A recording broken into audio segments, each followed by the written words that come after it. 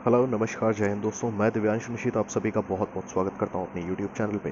Guys, आज हम लोग इस वीडियो में 69,000 शिक्षक भर्ती के संबंध में बात करने जा रहे हैं कि आज 18 मई 2020 को दोपहर 2 बजे के बाद से ऑनलाइन आवेदन शुरू हो चुके हैं। ठीक है, तो इसके संबंध में ये बेसिकली वीडियो है। आपको किन बातों का ध्यान रखना चाहिए, किन बातों को आपको फॉलो करना चाहिए, कैसे अप्लाई करना है, इन सारी बातों की आज हम लोग चर्चा करेंगे अपने इस वीडियो में।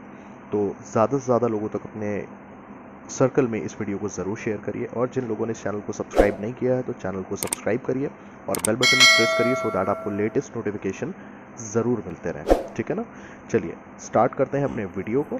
तो दोस्तों, सबसे पहले तो अपने ब्राउज़र पे आके हमें यूपी बेसिक एजुकेशन बोर्ड की वेबसाइट पर जाना है। ठीक है, तो कुछ इस तरह का आपके सामने पेज खुलेगा जहाँ पर 3 स्टेप्स आपको दिखाई दे रहे हैं।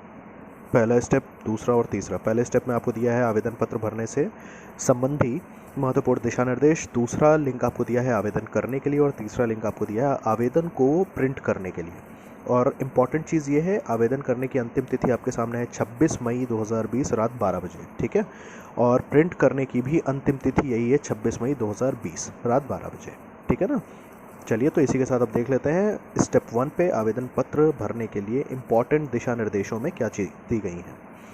तो गाइज़, यहाँ आप देख सकते हो कि यहाँ सबसे पहले नंबर पे शासनादेश है, फिर जनपदवार पदों की संख्या है, फिर तकनीकी ऑपरेशनल दिशा निर्देश हैं, and then after 4th number पे मार्गदर्शी सिद्धांत है। राइट गाइज़, इन चीज़ों को आप अवॉइड बिल्कुल मत करिएगा। ये सारी चीज़ें वो हैं कि जिनको आपको ध्यान में रख के अपने एप्लीकेशन को भरना है, जिससे आपकी कहीं पर कोई गलती ना रह जाए। अब शासनादेश एक बार आपके सामने मैं खोल देता हूँ। यहाँ आप लोगों ने देखा हुआ है कि ये 69,000 पदों पर भर्ती की प्रक्रिया के संबंध में है। ठीक है ना, इसके बाद नीचे चलते हैं जो इंपॉर्टेंट चीज़ें हैं। गाइज, ये सबसे इंपॉर्टेंट चीज़, इतनी चीज़ें दी गई हैं। क्या विज्ञप्ति प्रकाशन किस दिन हुआ है? 17 मई को। फिर ऑनलाइन रजिस्ट्रेशन आवेदन भरे जाने की प्रारंभ होने की तिथि क्या है? 18 मई 2020 के अपराह्न यानी 2 बजे के आसपास से आज शुरुआत हुई है। ठीक है, उसके बाद ऑनलाइन आवेदन भरने की अंतिम तिथि दी गई है 26 मई 2020 रात 12 बजे तक। ठीक बात है। उसके बाद चौथे नंबर पे आपको दिया गया है प्राप्त आवेदन पत्रों की जांच के उपरांत ऑनलाइन प्रोसेसिंग कर सूची जो लिस्ट डिक्लेयर ये करेंगे, उस लिस्ट को डाउनलोड करने की तिथि दी गई है 27 मई से 31 मई 2020 तक। ठीक बात है ना। ओके, देन 5वें नंबर पे आपको दिया गया है जनपदों में काउंसलिंग का आयोजन, और जो काउंसलिंग लेटर्स इशू किए जाएंगे वो कब से कब तक? 3 जून से 6 जून के बीच में। तो उम्मीद कर रहा हूँ गाइस ये चीज़ें आप लोग को इतनी क्लियर हो रही हैं।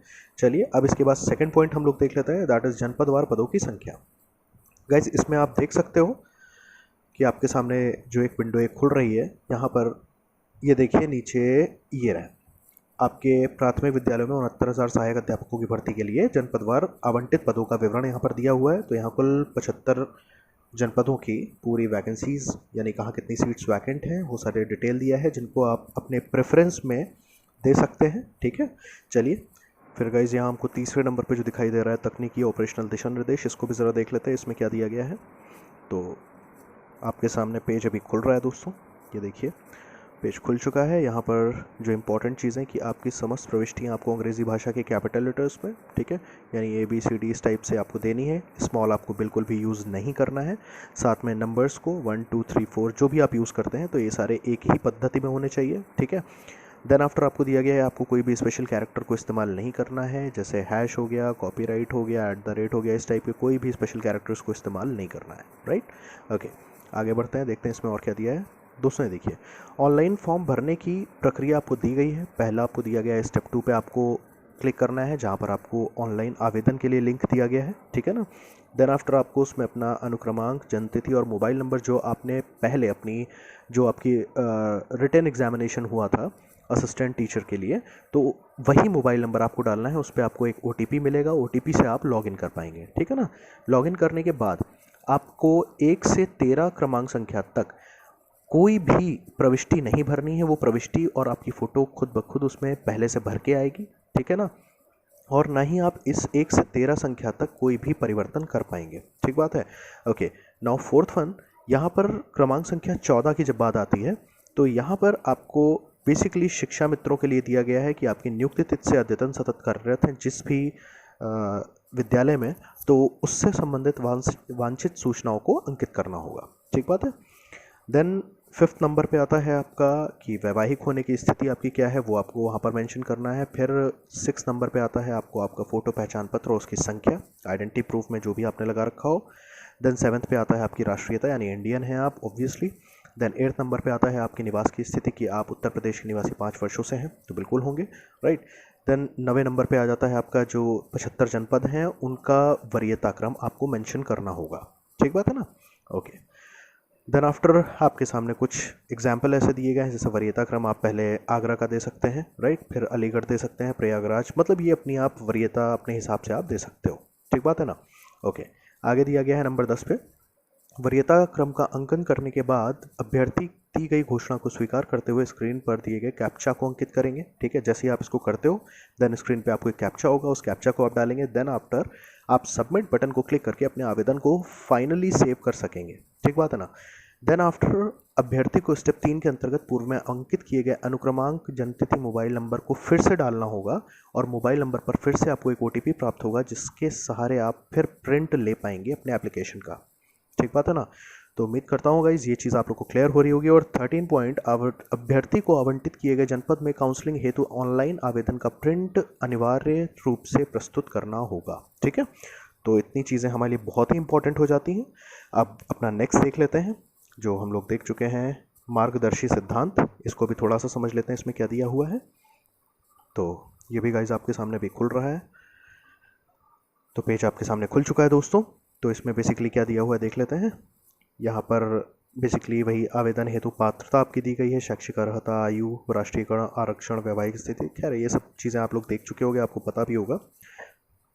इंपॉर्टेंट चीज़ दोस्तों यहाँ पर जो है वो ये है क्या कि अभ्यर्थी के चयन के लिए गुणवत्ता अंक एवं भारांक का निर्धारण। तो मतलब ये गुणवत्ता अंक क्या है ये आपको बेसिकली समझना है। देखिए सबसे पहले आपके सामने हाई स्कूल के लिए लिखा हुआ है परीक्षा में प्राप्तांक का प्रतिशत गुणे 10/100। तो दोस्तों इस बात को ज़रा ध्यान से समझिएगा। इसका मतलब ये हो गया जैसे मान लीजिए आपने 60% हाई स्कूल में मिले, ठीक है ना, 60% का 10/100, इसको जब आप हल करते हो 0 से 0 कैंसिल हो गया, बचा कितना 6, यानी 6 नंबर आपको हाई स्कूल के मिले, ठीक है। ऐसे ही मान लीजिए आपको इंटर में 70% है, तो 70 गुणे 10/100 तो वहाँ पे आएगा 7। इसी तरीके से आपके ग्रेजुएशन के मार्क्स, इसी तरीके से आपके BEd या BTC जो भी आपने ट्रेनिंग प्रोग्राम किया है उसके मार्क्स, ठीक बात है ना। तो कहने का सेंस ये है कि हाई स्कूल से लेके आपका जो भी प्रशिक्षण यानी ट्रेनिंग तक के आपके स्कोर हैं, वो जो भी आपके प्राप्तांकों का प्रतिशत होगा उसके 10% वो आपके कहलाएंगे गुणवत्तांक, ठीक बात है। और फिर 5वें नंबर पे आपकी जो सहायक अध्यापक भर्ती परीक्षा जो आपने दी है उसमें जो आपके प्राप्तांकों का प्रतिशत है उसका 60%, जैसे अभी तक हमने निकाला था 10% तो इसका 60%, ठीक है। इस तरीके से आप गुणवत्ता अंक कैलकुलेट कर सकते हैं।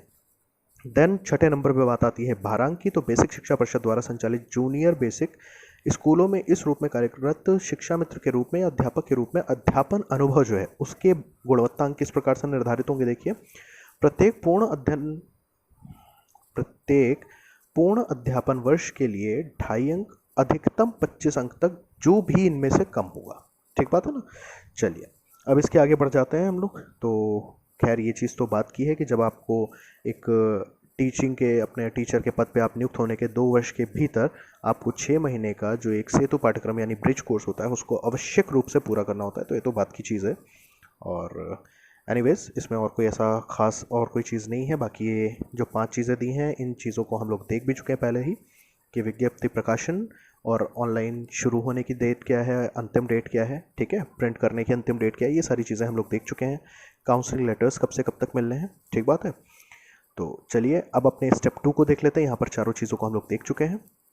तो दोस्तों अब स्टेप 2 पे जैसे ही हम क्लिक करते हैं आवेदन करें, तो यहाँ पे पेज कुछ इस तरह से आपका खुलता है, जहाँ पर सबसे पहले आपको रोल नंबर अपना डालना होता है, ठीक है। देन आफ्टर आपकी जन्मतिथि और फिर मोबाइल नंबर। जैसे ही आप ये 3 चीज़ें इन्फॉर्मेशन अपनी भरते हैं उसके बाद नीचे आपको एक कैप्चा कोड यहाँ पर दिखाई देता है। इस कैप्चा को आपको एंटर करना है। देन आफ्टर आपको जनरेट OTP पे क्लिक करना है, ठीक बात है।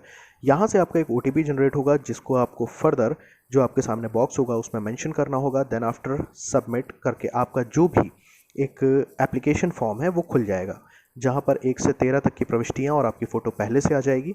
आपको 14 नंबर से फिर अपनी प्रविष्टियों को डिटेल में भरना होगा, ठीक है ना, जो भी चीज़ें जैसे पूछी जाएंगी, राइट। एंड देन आफ्टर आप सारी चीज़ें देख चुके हो कि आप फिर वहाँ पर फाइनल सबमिट करना है। उसके बाद प्रिंट लेने के लिए आपको फिर से यही 3 काम करना होगा। क्या आपको फिर से अपना रोल नंबर, जन्मतिथि और मोबाइल नंबर डाल के OTP मिलेगा। OTP मिलने के बाद आप फिर से जब लॉगिन करते हो देन आप अपना प्रिंट ले पाएंगे, ठीक बात है ना। तो गाइज इस तरीके से हम लोग बेसिकली अपने इस फॉर्म को अप्लाई कर सकते हैं। देन आफ्टर अप्लाई करने के बाद आपको मैंने बता दिया कि आप प्रिंट ले सकते हैं। प्रिंट लेने के लिए फिर से आपको वही 3 काम करने हैं और इजीली आपका प्रिंट आउट निकल आएगा, राइट। दोस्तों ध्यान देने वाली चीज़ ये है कि चूंकि लास्ट डेट है यहाँ पर 26 मई 2020, तो फिर बोलता हूँ कि बिल्कुल भी लेट मत करिएगा। टाइम अभी है, आज से शुरुआत हुई है, तो इसलिए प्लीज़ डिले बिल्कुल मत करिएगा और समय रहते ही कल तक कोशिश करिए मैक्सिमम आप लोग जितने भी आपके यार दोस्त फ्रेंड्स और रिलेटिव्स हैं उन सबको जिसको भी भरना है तो समय रहते भर दीजिए, सो दैट कि आप लोग को कोई भी नेटवर्क का इशू ना फेस करना पड़े। ठीक बात है। चलिए, तो इसी के साथ अब जो इससे रिलेटेड इस 69,000 भर्ती से रिलेटेड जो इसकी और चीज़ें हैं, जो और डिटेलिंग्स हैं, यानी जो इसके एग्जामिनेशन से रिलेटेड, रिजल्ट से रिलेटेड, वो सारे इन्फॉर्मेशन भी मैं आपको नेक्स्ट वीडियो में अपने दूंगा। फिलहाल जो सबसे इंपॉर्टेंट चीज़ है वो मैंने आपको बता दी है, और जितने भी कैंडिडेट सफल हुए हैं उन सभी को मेरी तरफ से वड्डा वाला कॉन्ग्रेचुलेशंस। और भाई तैयारी कर लो और अच्छे से एप्लीकेशन करिए और जल्दी जल्दी से एक अच्छी से खुशखबरी लीजिए। तो गाइज इसी के साथ अपने डिस्ट्रिक्ट्स में आप लोग जल्दी से जल्दी पोस्टिंग लीजिए, ठीक है। और चलिए, इसी के साथ मिलते हैं अपने नेक्स्ट वीडियो में। एंड टिल देन अपना ध्यान रखिए, अपनी फैमिली वालों का ध्यान रखिए, घर पे रहिए, सुरक्षित रहिए। वंदे मातरम दोस्तों।